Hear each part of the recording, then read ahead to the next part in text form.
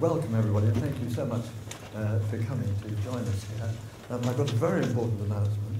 The Twitter hashtag for this evening is #LSEHappiness. Please use it if you're about to tweet. And I believe it's written down somewhere. Now, I'm Richard Layard, this is Bob Skidelsky, and this is Jan-Emmanuel, the Neve, who's going to keep us in order during the question time. So I'm going to talk first for about 15 minutes, and then Bob, and then we'll have a general free-for-all. Of course, the issue we're discussing is happiness the right measure of social progress? And this is an issue that Bob and I have discussed on and off for the last 10 years or so. Interestingly, during that period, the public interest in this issue has been completely transformed. It was a rather esoteric debate 10 years ago. Now it's absolutely everywhere. I'm sure you know about the Stiglitz Commission set up by President Sarkozy. You know what David Cameron has been doing in Britain. But actually the most remarkable thing that's happened, which has not been widely reported, is the UN General Assembly last July passed a motion that all countries should give higher priority to promoting the happiness of their citizens, and there's a UN process in motion now to make that more real. So we thought that perhaps the time had come to have our own private discussions out in public, and I'm going first.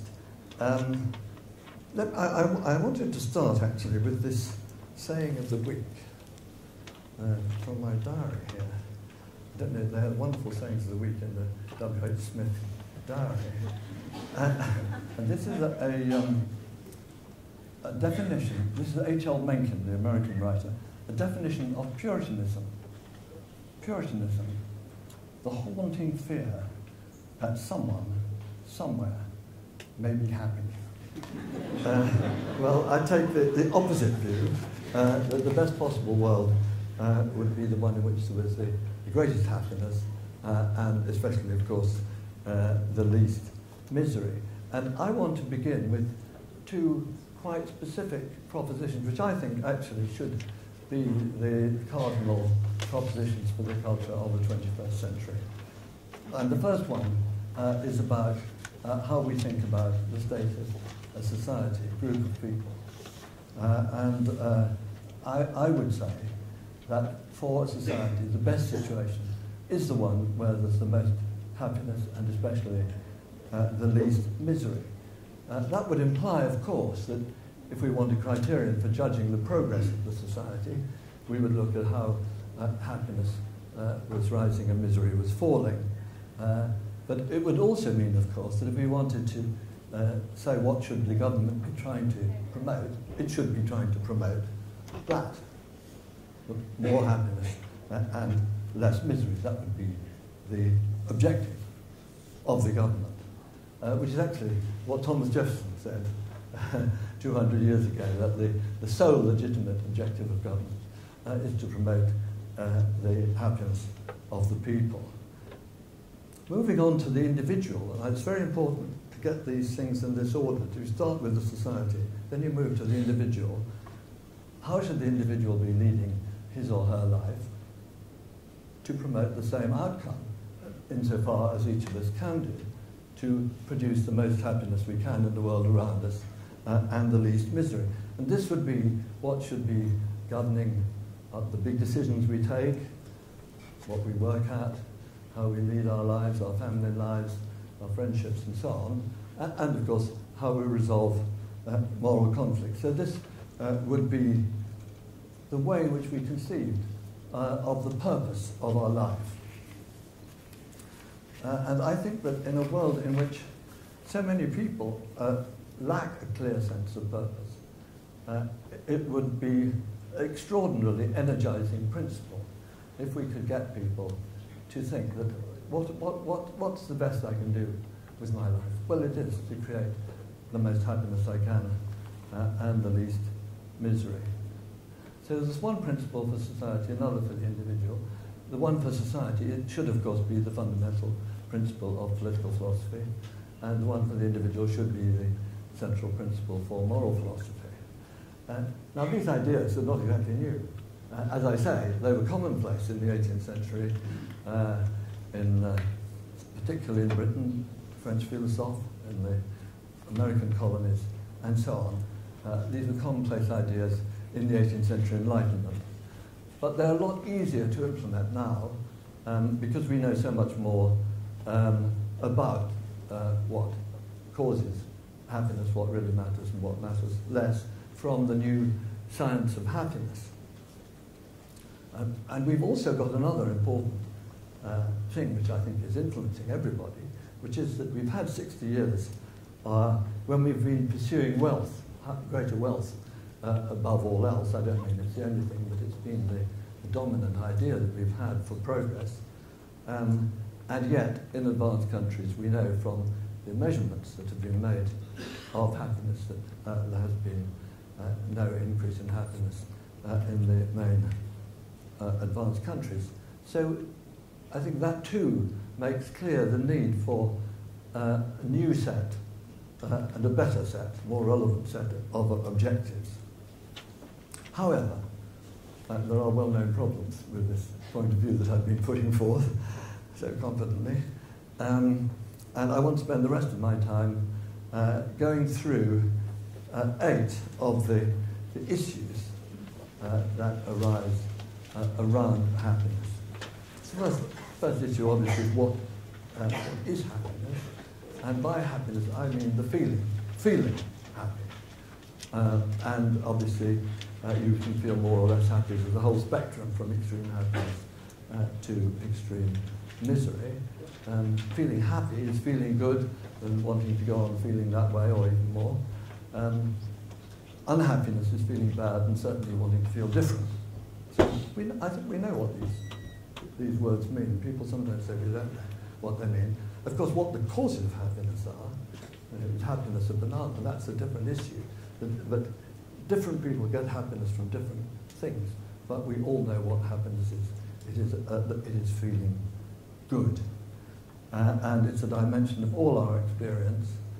And of course, we are interested in the totality of the experience. So when we say we think happiness should be the criterion, we don't just mean the peaks, we mean the totality, the balance of highs, lows, and everything else in a person's life. That's how we should be judging whether the person is happy or not.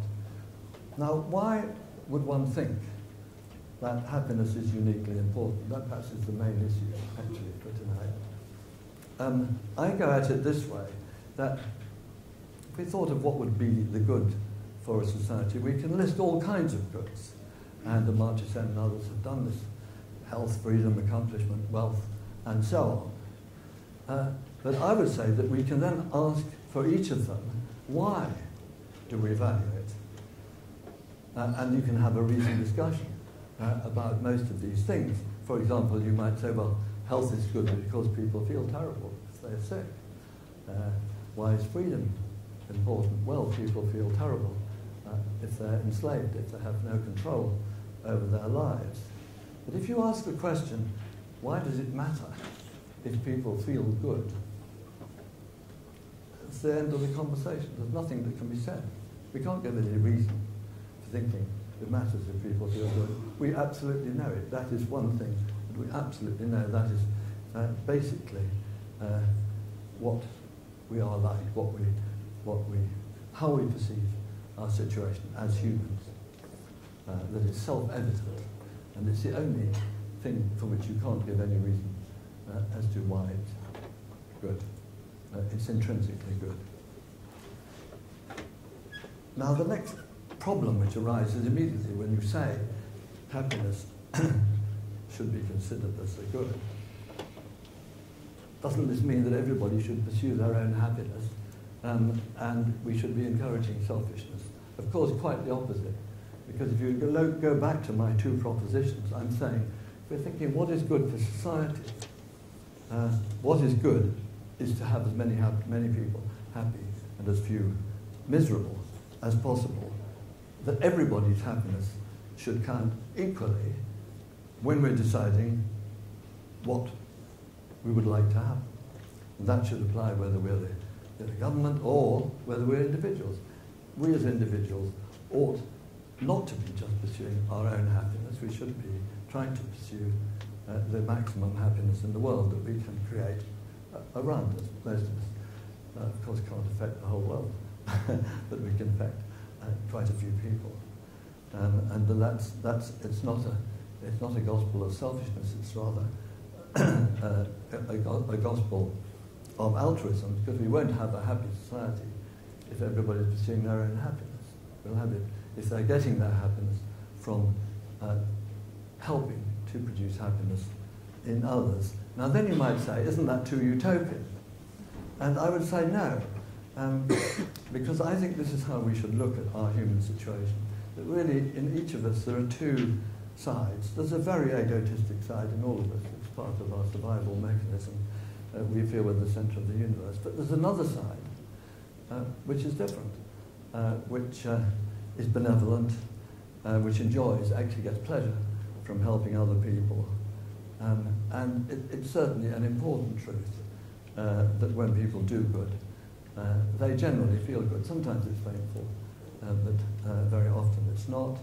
And brain science confirms that there's a reward to virtue. That virtue is its own reward. That when somebody does good behaviour in one of these laboratory games, their brain lights up in the same areas as where they get other rewards like eating chocolate.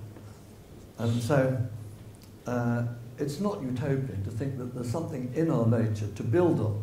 And I think that the role of culture is to promote the altruistic side of our nature over the egoistic side. That's the main function of culture, to produce that result.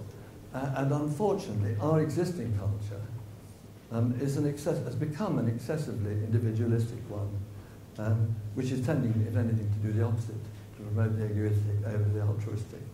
And this has got to be reversed.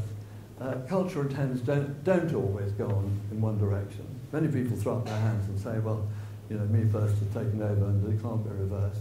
Not true. I mean, if you study the complete transition in culture that happened between the late 18th century and the early 19th century in Britain, you'll see that there was an extraordinary change around. So these things can be changed, and we can have a culture which is more socially responsible, based on caring, but also on reason. So it's not the sort of hair-shirt social responsibility that we're trying to advocate here. We're trying to advocate a sort of joyous form of social responsibility, which gives pleasure to the giver as well as to the receiver. Just how many have I done? 4. I'll do the others more quickly. And there's a byproduct argument. This always comes up. And as you know, John Stuart Mill, who had his own problems with depression, thought that we shouldn't ask ourselves if we're happy because we'll stop becoming happy if we do. And there's some truth in that. We certainly shouldn't be gazing at our navels most of the time. But if you think of what I was saying at the beginning, we should be thinking about the happiness of other people. We're not going to help other people to be happy unless we think about their happiness. So the idea we shouldn't think about happiness at all is an absurdity, because it should be the governing principle of our relations with other people. And I also think that for ourselves, we all feel discontented sometimes. It's good to look at it and use some of the strategies that are available to overcome your discontent. The next issue, which often comes up, is fairness. And where is fairness and social justice if we say happiness is the objective? Answer is that these are not separate principles.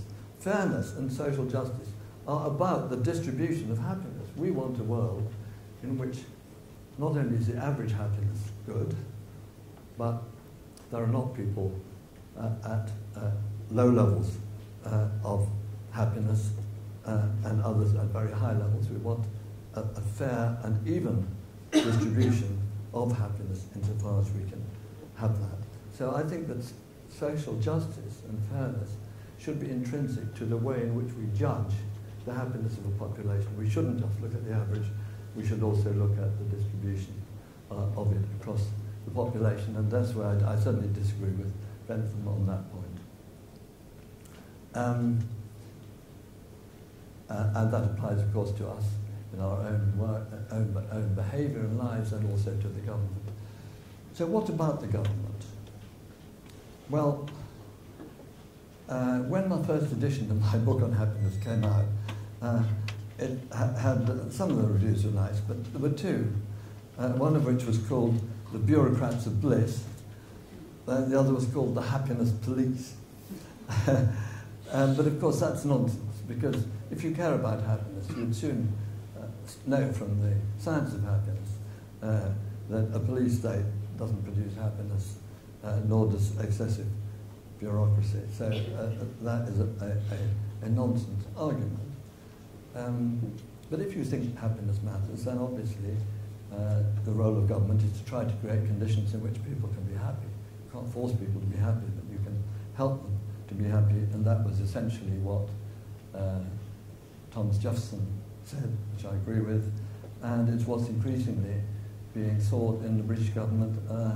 Our cabinet secretary has recently asked every department to prove that they're giving more priority to happiness in their policies. And last objection, happiness can't be measured. Well, it can.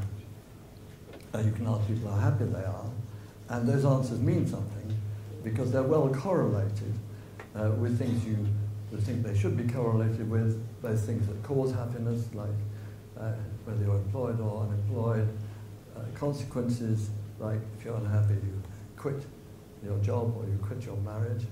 They're also correlated with friends' reports, and they're correlated with objective measurements of the electrical activity in the relevant part of the brain. So happiness is not a fluffy concept, it's the basic aspiration of every human being. When people are asked what they most want for their children, they say they want them to be happy. So let me just end on the thought of how this can be brought about a happier society.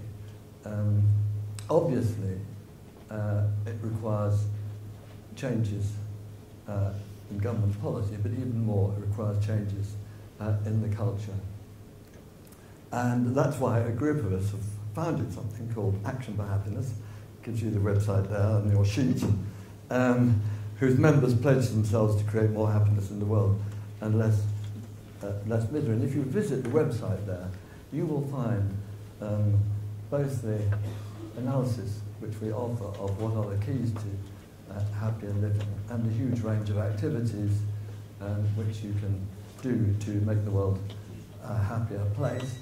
If anyone wants to found a group at LSE, please come and see me afterwards. I'll just tell you a story. When we were interviewing the director for this movement, we had some wonderful candidates, and one of them had gone into the internet to see if there were any other organisation which had the word happiness in the title. And this is the answer which came back on his computer. Your search for happiness has produced no results. Well, with your help, we'll do better. But please now welcome Bob Skidelsky.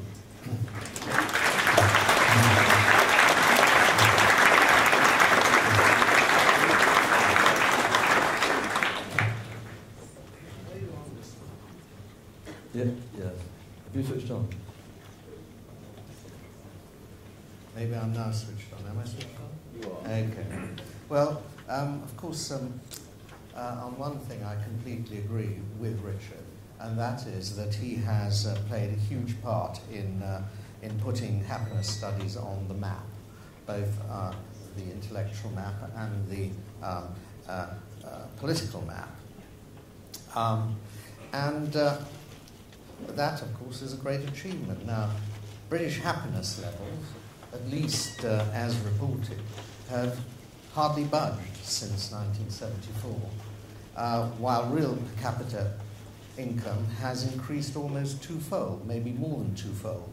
So Richard draws the very sensible conclusion that at least above a certain threshold, income and happiness are unrelated, and that therefore increasing our income shouldn't be the main aim, especially in wealthy societies of individuals or governments.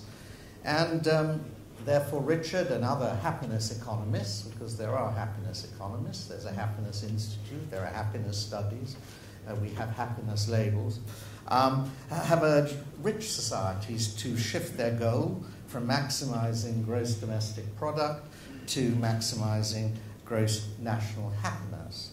In fact, the Sultan of Bhutan has made that a national goal, one which Richard has greatly approved of, only deploring the fact that soon after announcing that gross national happiness was the goal of the state of Bhutan, he introduced television, and immediately all the horrors connected with television, crime, divorce, rape, violence, escalated, thus destroying the Sultan's well-meaning intention. That might have given one cause for pause, at any rate, about the attempt to make gross national happiness one's goal. But anyway, the best situation is one in which there's most happiness and least misery. That we've just heard. And individuals have a duty to live in such a way as to create the most happiness and the least misery. Now, if we're to make happiness the goal of individual and collective striving, we have to answer three questions. First, what is happiness? Secondly, can it be measured? And thirdly, and most important of all, can it or should it be the ultimate end of life? Well, Richard provides in his book a very, very clear definition of happiness, the state of feeling good, and you repeated that this evening. That is a dimension of all our waking life. In other words, happiness is a state of mind. What ultimately matters is what we feel inside ourselves. It is a simple, unconditional good. This is the classic Benthamite position. Sources or objects of happiness are disregarded. All that matters is whether you have more or less of the stuff called happiness. Well, let me flag up one objection straight away, which I will develop a bit later on. I don't doubt that we know whether we feel good or bad. I mean, I'm sure we all do. But why should we? I mean, the moral question is, why should we feel good in this particular set of circumstances? It doesn't address that question. And even more importantly, why should feeling good be the supreme value? Because it has to be the supreme, it's the ultimate good. Feeling good is the ultimate good for which we have to aim, both as individuals and as societies, to maximize our feelings of feeling good. That is the goal of economic, social policy, and individual action. Well, that causes me to pause very, very seriously. As a philosopher, I'm not a trained moral philosopher, but I think it would cause any moral philosopher to pause. Now, the second question is, can happiness be measured? Yes, says Richard. How do you measure it? Well, you ask people, are you happy or not? They say they're happy, well, they're happy. And you do it, you ask them to rank themselves on a scale of happiness, and then you can do not only compare that with what they say in the past in answer to those questions, but across countries. And so you get a sense of how happy people are, how happiness is distributed, and also whether it's gone up or down over the period of time. Now, sophisticated surveys use a 10-point scale.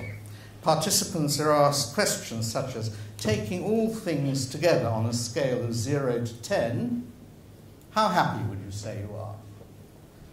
Well, these questions create a number of problems. What would it mean to score 7 out of 10 for happiness? even if we assume charitably that it makes sense to assign cardinal values to states of mind, we still lack the information necessary for such an assignment. What, for example, do the two extremes stand for, 0 and 10? Is 0 being boiled alive in oil together with your family? Is 10 a state of perfect bliss? God having an orgasm in your brain, as a certain drug dealer was heard to say, referring to the effects of his merchandise? And what about 5? Does it designate a state midway between the two extremes, or a state of average happiness? And what does a state of average happiness mean? So I don't think that happiness is directly measurable. I would disagree with Richard on that. Like GDP, you have some definitions of GDP, and you can measure whether GDP is going up or down. But I don't think you can target happiness in that way, certainly not directly. But we can measure certain things that seem to be correlated with happiness. I mean, people are happier when they're employed than unemployed. People are made miserable by their families breaking up, and so on.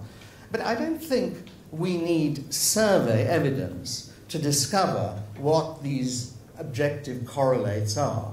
I mean, we know, if we know that unemployment and family breakup make people unhappy, I mean, this is knowledge that comes from, not because of what they report, but because of what we know about how people function, about what is good.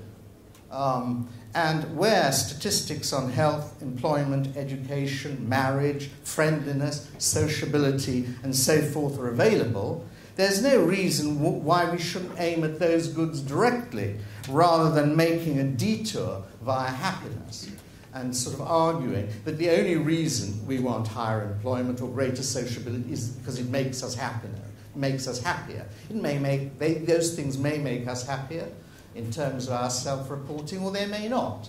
But we think they're good, and we think they're good because of our moral sense of what is good, not because of what people report about their subjective states of feeling. So I think it's a bit of a red herring to justify certain social measures, and in many of them I completely agree with Richard, the increase of the ratio of public goods to private goods and so on, in terms of people's self-reporting states of happiness. Anyway, suppose we overcome these measurement and conceptual problems. Let's sort of concede all that first, straight away. I don't think we can overcome them, but suppose for the sake of argument we do. We know what makes people happy, and we can devise ways of life which will increase their happiness. So there remains the question, then, should happiness be our ultimate goal? In fact, our unique goal, to which everything else is a means. Sidgwick, philosopher Sidgwick, defined happiness as a surplus of pleasure over pain.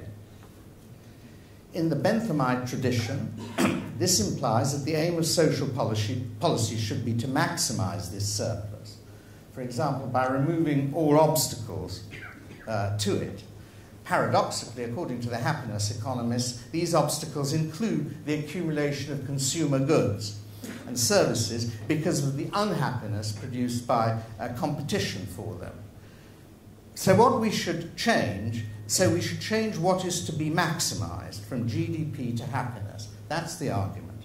But apart from the difficulties of measuring and conceptualizing it, happiness seems to me to be a rather pallid goal, a sort of boring goal in a way. We freely wish happiness on others. Of course we do. We could hardly wish them to be miserable. And so happiness is a word we use a lot. But if asked what our goal in life is, few would answer, I think, it is to be happy. I mean, they may talk about achievement, they may talk about leading a good life, they may talk about success, but basically it's a life in which we can take some satisfaction. It's a desirable way of life, in other words, which gives us our good state of mind, not the other way around. It's not that we want to feel happy and therefore lead a certain kind of life. It's that we want to do certain things, which then also gives us a sense of satisfaction. I mean, I think that's the way people will think about it. It's true that happiness was Aristotle's ultimate end. But happiness for Aristotle wasn't a subjective state of mind. It was eudaimonia, which is roughly flourishing or doing well in life, like a plant, which can be observed by a third person. In other words, a desirable state of being. And that's why we have two words, happiness and goodness. We intuitively understand that a happy life is not necessarily the same thing as a good life. But Layard, it seems to me, Richard conflates them. He interprets happiness in a Benthamite way. What ultimately matters is what we feel inside ourselves. So what we want is necessarily good. That's what the economist does, after all. He's can't escape that training. You take preferences as given and go on from there. Richard then has to explain why our preferences, as expressed in more and more private consumption, don't seem to make us happier. Well, you can do that too. GDP only measures goods and services which are bought and sold. But people want lots of things which can't be bought and sold, like friendship or leisure or community. Hence, Richard's recipe for happiness is to increase the ratio of public to private goods. And I think that's a good thing. I agree with it. But why should the provision of more public goods sail under the banner of happiness? They're good. These are good things to have better communities, to have more stable employment, to have more leisure. These are good things. Why should they be all bunched together under the umbrella of happiness? Now, Richard very importantly tries to divorce the concept of happiness from individual selfishness, and that's a very wise precaution. He wants to impose a duty on people to strive for the greatest happiness of a group. But the greatest happiness of the group can't, it seems to me, be a self-evident end for individuals for two reasons. First, because it makes sense to ask, why should I make myself miserable in order to make the group happier? And that seems a valid question. The Benthamite calculus only works, and I'm not quite sure in what sense Richard denied that he was a Benthamite, but the Benthamite calculus seems to assume some coincidence of individual and collective wants. That gets over the problem of the conflict between rational egoism and rational altruism on which John Stuart Mill got hung up and on which Sidgwick got hung up. And Benthamism has never been able to solve. Why should I actually strive for the greatest happiness of the greatest number rather than for my own happiness? And within the area of happiness, you can't, I think, make very much progress on it. You have to introduce another idea, which is one of duty or virtue, and that takes you back to Aristotle and the Aristotelian concept of eudaimonia. You can't just say, well, look, I want to feel good, because it may be that working for the good of the group makes you feel bad. You know, may sacrifice lots of things in order to have to do it. Secondly, the happiness of a group of sadists can't outweigh the pain of a tortured person. So working for the group, working for the happiness of the group, unless you introduce some side constraints deriving from different philosophies, which is that it is morally wrong to inflict pain on the group, even for the sake of the general felicity, you can't actually establish the duty in the unqualified way that I think I get from Richard's book. Nor does Richard seek to identify happiness with pleasant moments. Instead, he talks about a succession of such moments. the quality of a person's total experience over an extended period. Here he seems to be confusing depth with persistence. Anything that falls below 0 on the happiness scale is bad. A life of moderate contentment with no peaks and no troughs may rank higher in the happiness scale than one punctuated by intense moments of both joy and pain. But would most people regard a state of moderate contentment, in which there are certainly no bad moments, as superior to a state of intense experiences, some of which may make one happy and some of which may make one miserable at the same time? And love seems to me an absolutely cardinal example of exactly such a state. In short, and I'm ending at this point, there's a big philosophical or moral objection to making happiness the goal of policy, and especially the only goal of policy. This is quite simply that not all that makes us subjectively happy is desirable. Psychological feelings are certainly related to ethical goods, but they're not identical with them. So happiness may well be part of the good life, but it cannot be the good life itself. To give one example, most of us would feel it wrong to be happy about the death of our best friend. The appropriate feeling is one of sadness. But a happy feeling in these circumstances may be produced by drugs or alcohol. Indeed, Richard isn't against drug use to induce happiness, provided it has no ill effects. But that simply shows up the impoverished nature of the goal that he is putting before us. Generally speaking, happiness is only good where it is due. Where sadness is due, it's better to be sad.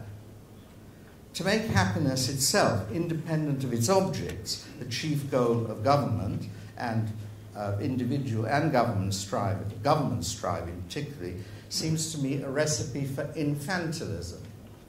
And Richard is not an infant. He's a very sophisticated and indeed wise and clever professor, and much else besides. But why should one be diverted into making this the sort of goal of mankind? And, a recipe for infantilism, we've had many literary evocations of it, not least in Aldous Huxley's Brave New World. We don't want to banish the engineers of growth, only to see them replaced by the engineers of bliss. Thank you very much.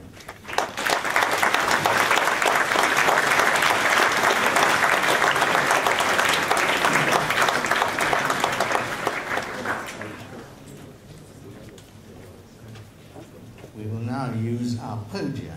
Is it our podia or our rostra?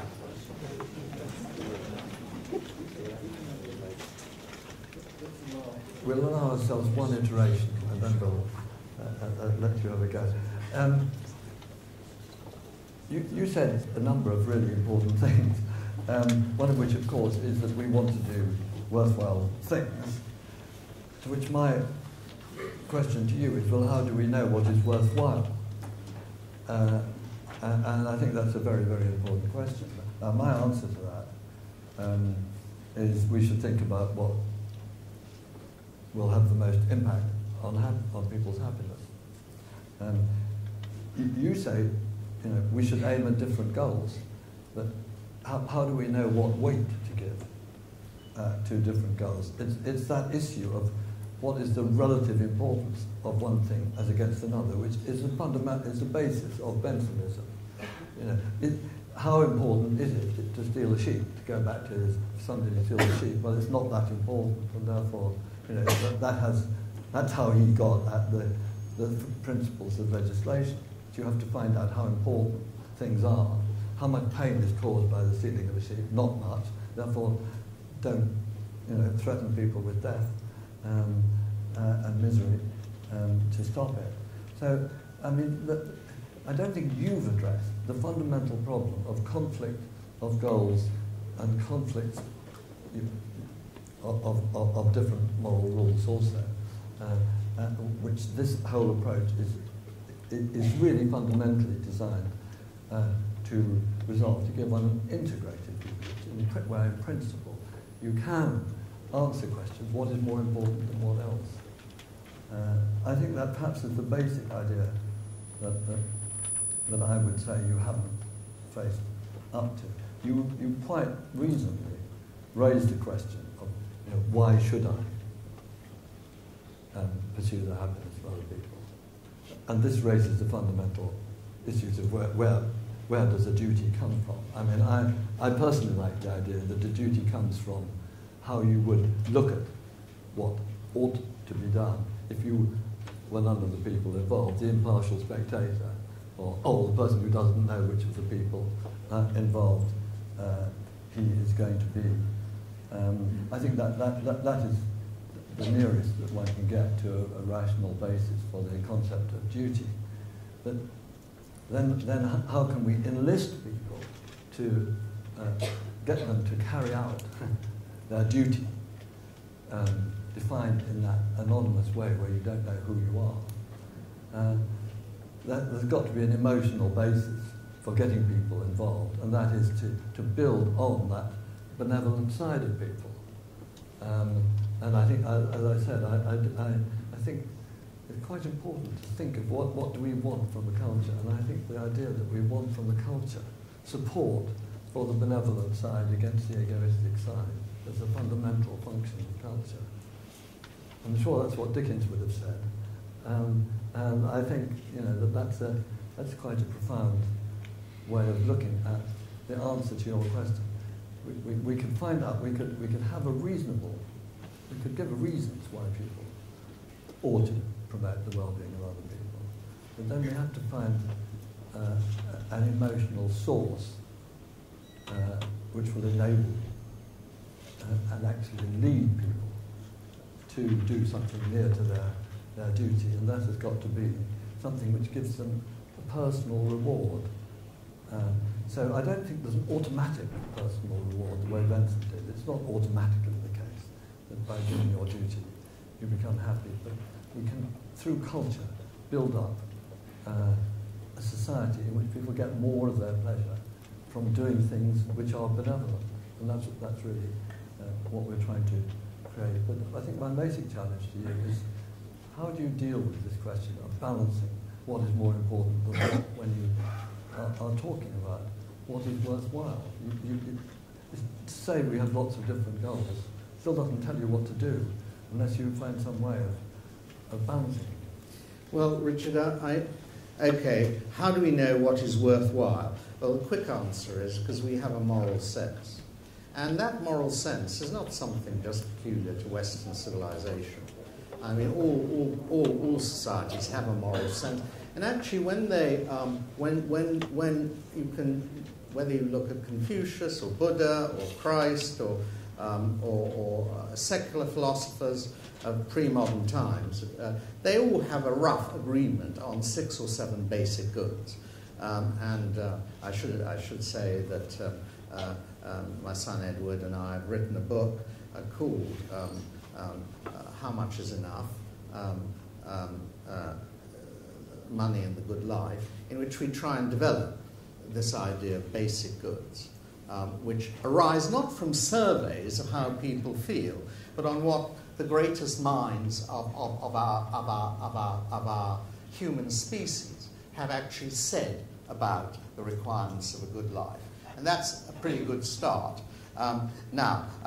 What about the fact?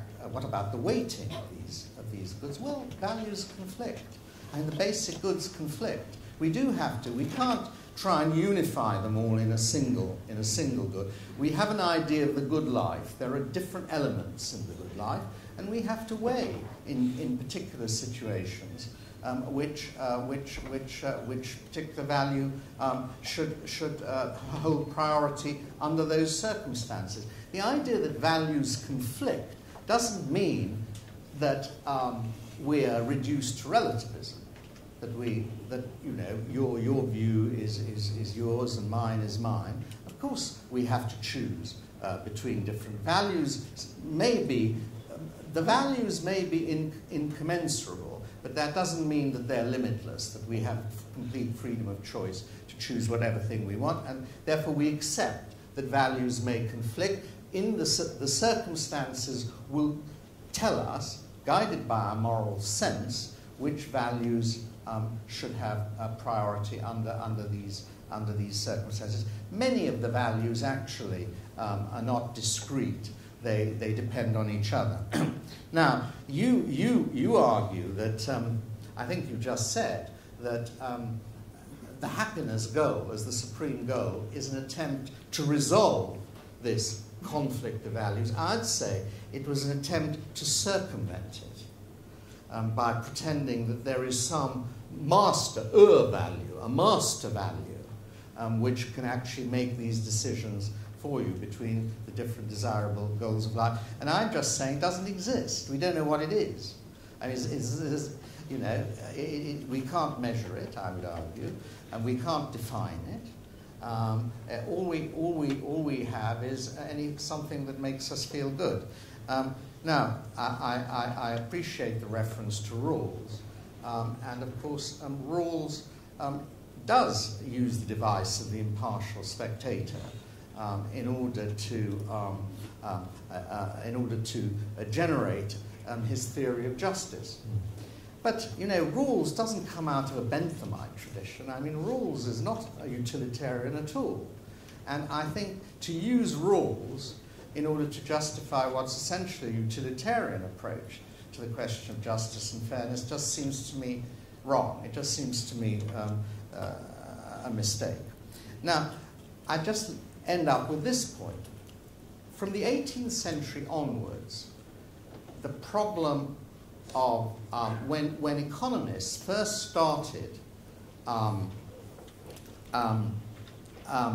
developing the theory of self-interest as the magic key to unlock the wealth of nations. Self-interest, which in previous generations, previous philosophers thought of as selfish, they had a problem in how you justify morally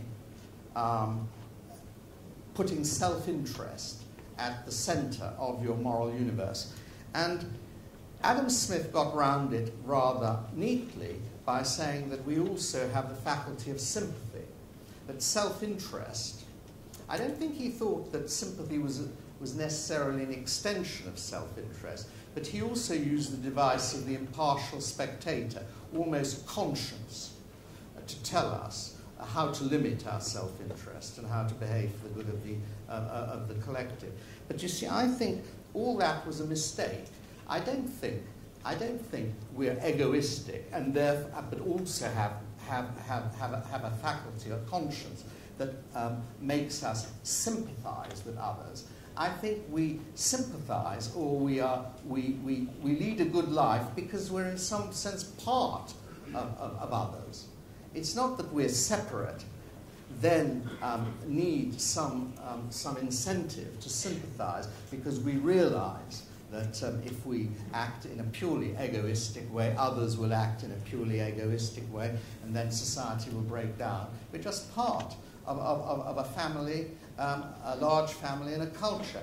And I think Smith sets us all going along the wrong lines, really, by making this kind of separation between egoism and altruism.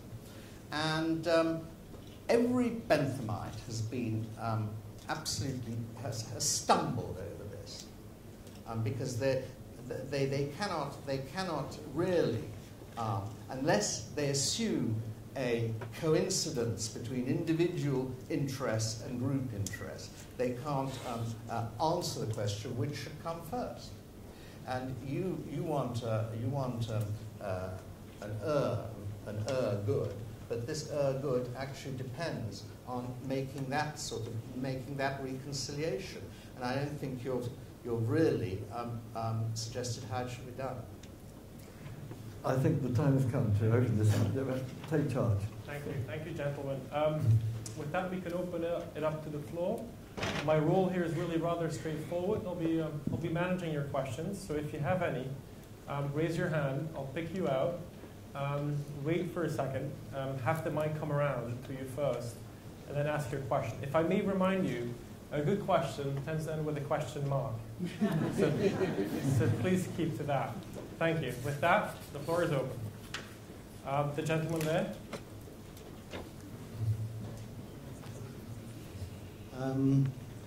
Would you agree that happiness can only really be fully understood and indeed enjoyed by relating it to its opposite, sadness? And on that basis, if we manage to remove sadness from society, wouldn't happiness then become meaningless? Wouldn't happiness then become meaningless? I would have a lot of sympathy with that view, because it would remove intensity, I think. It would remove the intensity of experience. And then I mean to say I'm happy would be, well, smoke a joint or something. Well, I think that's a very, very depressing way of thinking. I mean, there are people who are happy and who haven't experienced huge amounts of sadness. And it seems to me that if you're happy, you're happy. I mean, you may be happy because you're not sad, but if you're happy because you're not sad, you're happy. And if you're happy for some other reason, you're happy. I just don't understand the reasoning at all, to be perfectly honest. But how can you separate these things in a substantive way? I agree you can separate them in a superficial way. You're either happy or you're sad. But so many experiences have aspects of both simultaneously. I mean, that's just, I think, part of one's experience of life.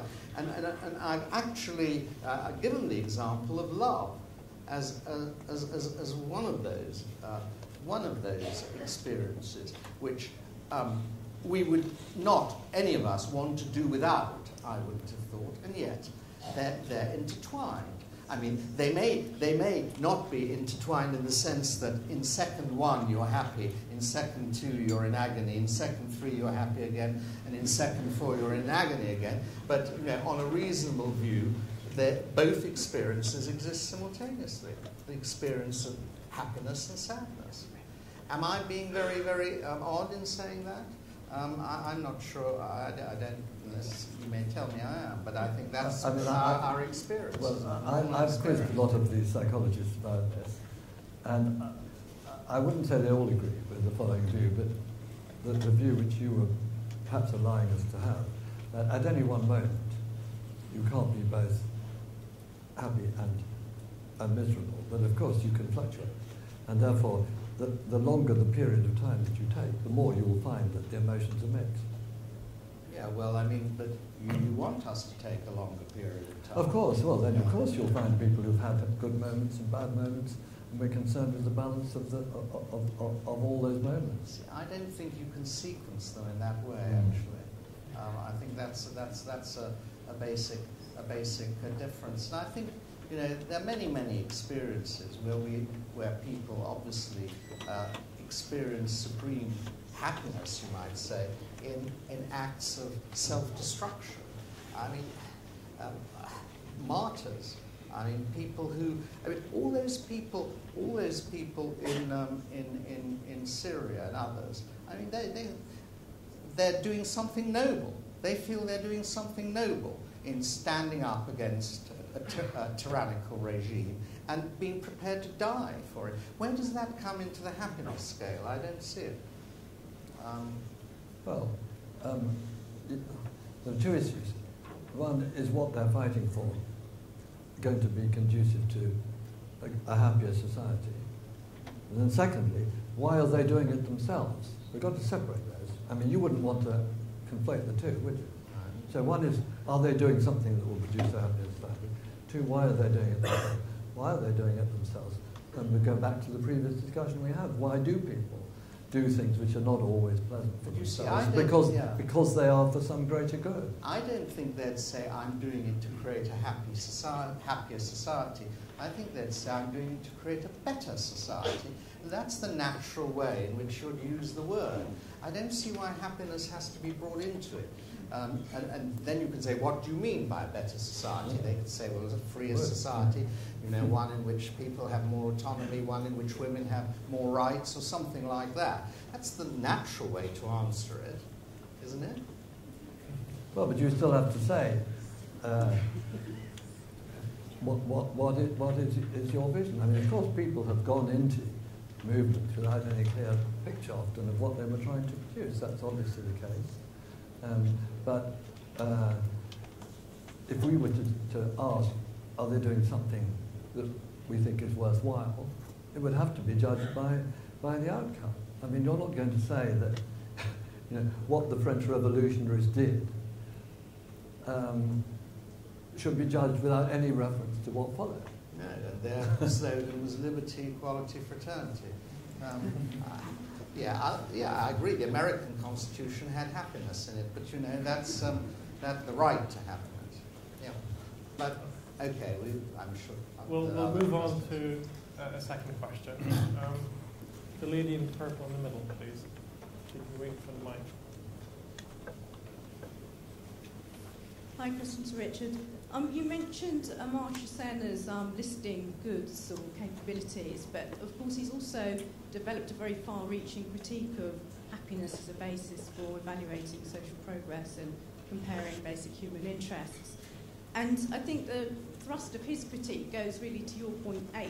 So you were arguing that objective and subjective indicators of people's position generally go in the same position. His critique seems to relate to the exceptions to that. So he refers to victims of discrimination and disadvantage may self-report as being happy. In very poor countries, people may self-report as being happy. We might be concerned here about victims of sexual abuse or domestic violence as self-reporting as not being unhappy or not recognising the various aspects of their position that we might expect them to. And from the news this week, I think one of the issues is if we use this concept of happiness to evaluate public services, the Care Quality Commission's work on nutritional standards, older people in particular, because we know from the happiness literature that happiness is kind of U-shaped in age. Older people might say one thing about their basic nutritional standards, but another thing about their satisfaction. So I'm really just wondering what your response is to the problem of adaptation. And yes, well, I assume everybody can understand what the argument here. The argument is, if somebody has got a bad external situation, but they've managed to adapt to it, does that mean that that's a less serious situation than somebody who's miserable for some other reason? It seems to me it's extraordinarily important what people do and don't adapt to. And we should pay much more attention when we devise policy to what things people can adapt to and what we can't adapt to. I mean, people cannot adapt to chronic physical pain. They cannot adapt to chronic mental pain, and yet we more or less ignore it in our society. They cannot adapt to continuous and unpredictable noise. There are lots of other things. They cannot adapt well to relative poverty. But there are lots of things that people can adapt to much better. And we've got all sorts of very bad priorities in our health service, which are based on absolutely no interest whatever in how people feel in response to different types of handicap, illness, and so on. That's just a tiny example. We must really study what people can and can't adapt to. I'll only add one addition. I'm not suggesting for a moment that we should be indifferent to people's subjective feelings of well-being. I'm just challenging your view that happiness must be the supreme, ultimate good. Good. Another question. Gentleman in the back there with the glasses. Right, so it seems like in the discussion there's been the use of satisfaction, life satisfaction, and emotional well-being. Pleasure wasn't mentioned, but a lot of what was described could be considered, what most people would describe as pleasurable. And a recent paper by Deaton and Kahneman talked about how, in fact, life satisfaction and emotional well-being have differential responses to changes in income. So these clearly are two different things, and it just seems sometimes like you guys are talking past each other perhaps a little bit. So could you clarify, are you referring to emotional well-being, or are you referring to satisfaction, or some mixture of the two? Well, this is a long subject. Personally, if you're asking how I think we should pragmatically proceed when we're thinking about these things, I think if people say they're satisfied with their life, or if they're happy with their life, they're very similar answers. Those are very, very closely correlated. Or actually, are you happy these days? It's very closely correlated with how satisfied are you with your life these days. Incidentally, these scales always have well-defined endpoints, like extremely happy, not at all happy, extremely satisfied, not at all satisfied. I agree with that, but what do they mean? Sure, but there are words there. It's not that there are no words at the end of these scales. But if instead of asking those sort of questions, you do very, very, very sort of time-bound diary studies of your dogs, then you're right. You get rather different sets of answers. Personally, I can't see, if we're talking about public policy, that we can base it on how people answer questions about very short periods of time. So I'm quite happy to proceed on the basis of, as far as public policy is concerned, that we want to have governments that promote life satisfaction and the reduction, in particular, of people who are very dissatisfied with their lives. Yeah, I think I can't see the person who asked that question. I think the philosophic issue is a very simple one. Not everything that people desire is desirable. I mean, that seems to be the heart of it for me.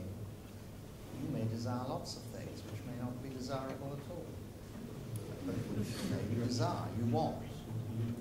You want them because they make you feel good.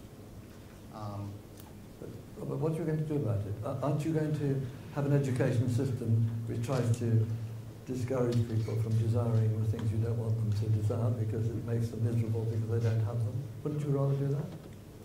Wouldn't you go through with the implications of that? Well, I think education is very, very important, but I'm a little bit suspicious of an educational system that drains you of undesirable desire. Move on to a third question. The gentleman in the back. Isn't the main problem really with the word, as Lord Skidelsky said? I think he described happiness as a pallid word. I perhaps would use three words. It's banal, it's bland, and it's superficial. And if we get hooked up in this word, that's the major problem. Without betraying my Scottish Calvinistic background, can I say that perhaps the word, what comes to me immediately is the phrase self-fulfillment. In other words, the obligation to make the most of oneself. And in so doing, that's partly conscience, which was only mentioned, I'm surprised, once. But that whole point of self-fulfillment can't come simply through individual or, rampant individualism of the 1980s type. And finally, just a final point on adaptation.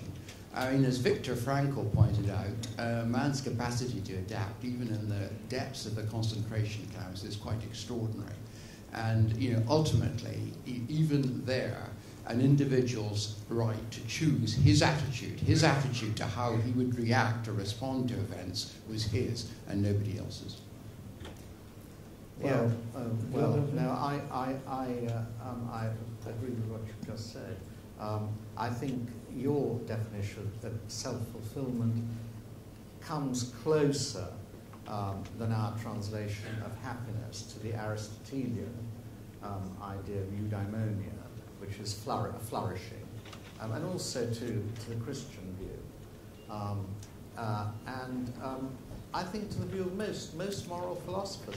See, I think it's only economists who've made a fetish of happiness. With some stalwart support from the odd headmaster. But, you know... if I may say, yeah. There is a wonderful book by Darren McMahon called The Pursuit of Happiness. Yeah, and I suppose about 600 of the 800 pages predate Adam Smith. I mean, happiness has been a central theme in philosophy throughout human history. And if I could just answer this person question about, I mean, your child, you think it's a trivial question? If I asked you, is your child happy at school? Is that a trivial question? It's the way you phrase it, it's the word you use. No, I'm just saying, is it a trivial question? I think it's a superficial question, actually. I don't think it gets actually to not the core of things. Happy is a very superficial word. No, it's overused and trivial. I mean, but I mean, Richard, I think what one needs to remember is that, of course, people have used the word happiness all through history, but they haven't meant by it a subjective state of mind. That has not been the accepted usage of that word. We've translated it because that's the only way we can use it, because we're heirs to, I would say, utilitarianism or Benthamism, and we have a Benthamite. I mean, the whole meaning of the word happiness underwent a change, I would argue, in the 18th century and subsequently. And then it did become more superficial and related solely to subjective states of mind. It was also associated with the Romantic movement and many other things. But I think previous generations, previous ages, didn't interpret happiness in that sense. They interpreted it as something flourishing, something that is desirable, a desirable state to be in, a state that gives you satisfaction with the way you're living your life, and so on. Well, let me just comment. I mean, in the Western culture, I mean, Stoicism is almost entirely concerned, which was the dominant philosophy in the ancient world, almost entirely concerned with how to achieve a calm state of mind. Buddhism, of course, entirely concerned with the subjective state of mind, how to achieve a calm state of mind. I would say a huge chunk of the philosophical, and even religious traditions are concerned with the achievement of states of mind. Well, okay. That's an argument we can have. It is 7:45. I think we've got time for one more question. The lady on the balcony on the first row.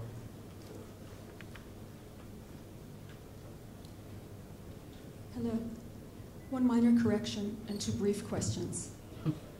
The U.S. Constitution does not guarantee happiness. It guarantees the right to pursue happiness. I'm very pleased to a take good that distinction. correction. Yeah. Well, it's an important distinction. What was the question? That was the correction, not the question. The correction. The correction. What was it? The right to pursue happiness. Is guaranteed by the U.S. Constitution, not happiness itself. Not the right to happiness. The Right. right to Just two pursue brief happiness. questions. It's the well-being public debate, not the happiness public debate. So is happiness the same as well-being? And the second question I have is, I don't understand why it has to be a zero-sum game. Why does it have to be GDH versus GDP? Why can't it be both? Just as government would not choose between keeping the peace and cleaning the streets, why does it have to be just one?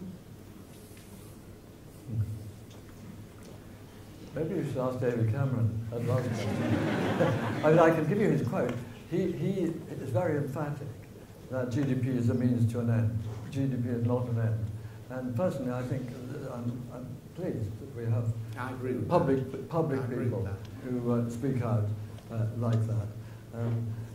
You know, if you have, but that comes back, of course, to my general position. If you have too many ends, you've got to figure out what the balance is between them, and you may end up making most of them means rather than than ends. As regards well-being, I mean, well-being can be defined in so many ways. Why don't we just stick to happiness for the moment? So that would be my answer on that. Well, we have two words. Whenever we have two words, they mean two different things. Otherwise, we just have one word. Well-being has resonances which are not included in the word happiness. I mean, it's more than a state of mind, a subjective state of mind. When we talk about someone's well-being, we're actually talking about something more objective, not a subjective state of feeling.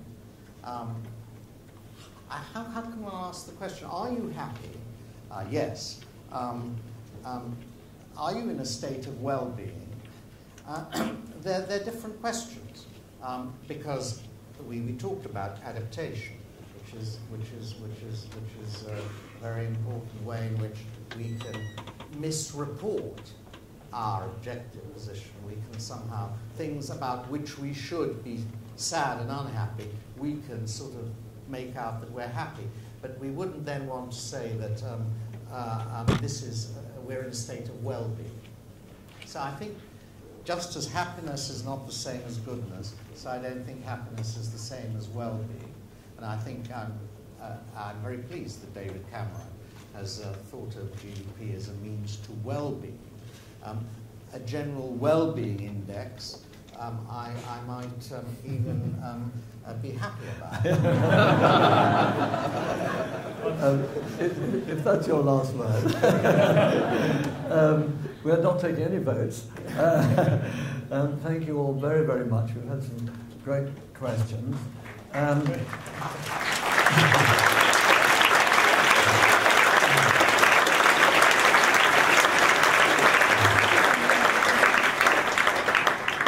There is some literature at the back. There's the second edition of my book on happiness. Robert's book, unfortunately, is not yet out, but it's finished. It's finished. It's finished, but it's not yet out next year. But Robert's great book on the economic crisis called The Return of the Master. Is that out there? Meaning Keynes, is also out there. So thank you all for coming, and be happy.